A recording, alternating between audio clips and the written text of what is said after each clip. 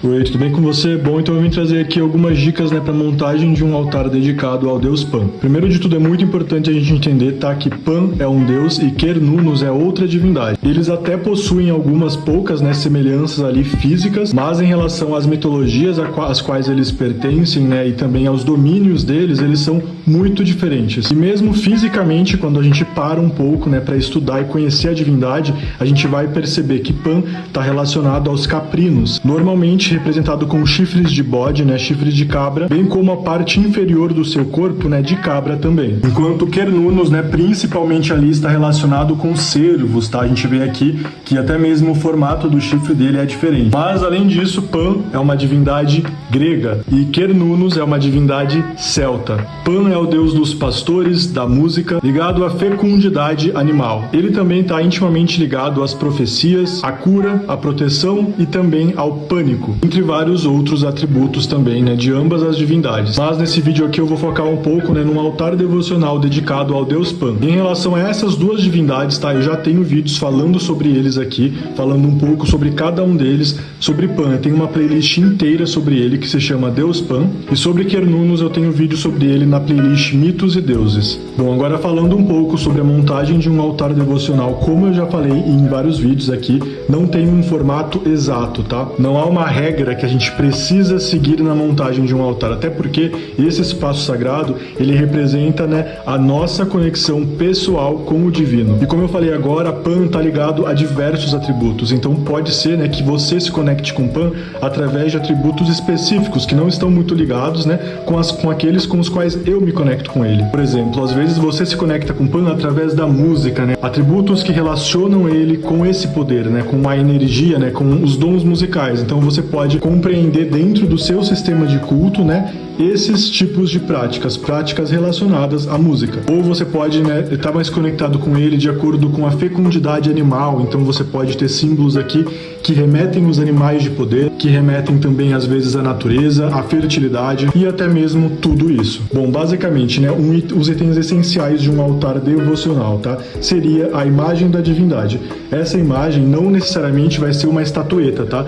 Pode ser uma foto, você pode imprimir uma foto mesmo e usar como um ponto focal ali de devoção, como representação da divindade. Você pode fazer desenhos também, se quiser, pode utilizar símbolos de poder da divindade, como por exemplo os animais de poder, que representam a divindade.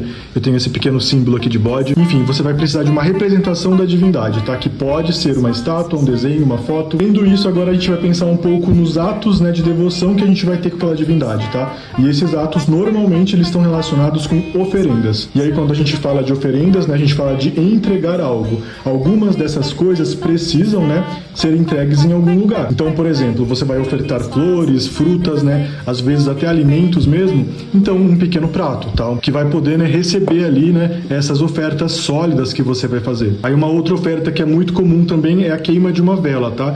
Você também pode, porque nesse caso aqui a minha vela, ela tá dentro de um vidro já, tá? Mas se for uma vela palito, você pode inclusive queimar ela dentro do próprio prato. E aí uma outra oferta que também é muito comum são incensos, Para Pan, principalmente ali o Líbano, mas também tem uma ampla variedade de ervas, como canela, folha de louro. E aí você pode usar incensos ou as próprias ervas mesmo, para queimar elas dentro de algum recipiente. Então o incensário, pode ser substituído por um prato. Então você só vai precisar de um lugar para fazer a oferta. E aí o local vai depender da oferta que você vai fazer. Então, se você vai fazer oferta líquida, às vezes um copo, uma taça. Se você vai fazer ofertas sólidas, às vezes um prato, uma bacia, um pequeno recipiente. A montagem de um altar devocional, ela pode ser extremamente simples, tá? Não tem problema nenhum. E ela vai estar muito mais ligada, com a sua relação e conexão com a divindade do que com a dos outros. Então, é muito importante que as coisas que componham o seu altar façam sentido, tá? Não adianta nada você vir aqui e colocar algumas das coisas que eu tô mostrando aqui no vídeo, sendo que você não vai usar dentro da sua prática. Então é muito importante a gente entender para que servem as coisas, e aí sim a gente vai ver se aquilo vai compor ou não o nosso altar devocional. Como eu falei, um altar pode ser extremamente simples. Basicamente, se eu tivesse só a representação, que pode ser essa imagem aqui, e esse pequeno recipiente, eu já poderia fazer todas as ofertas que normalmente eu faço para essa divindade, tá? Então nesse mesmo prato eu poderia acender uma vela, queimar um incenso,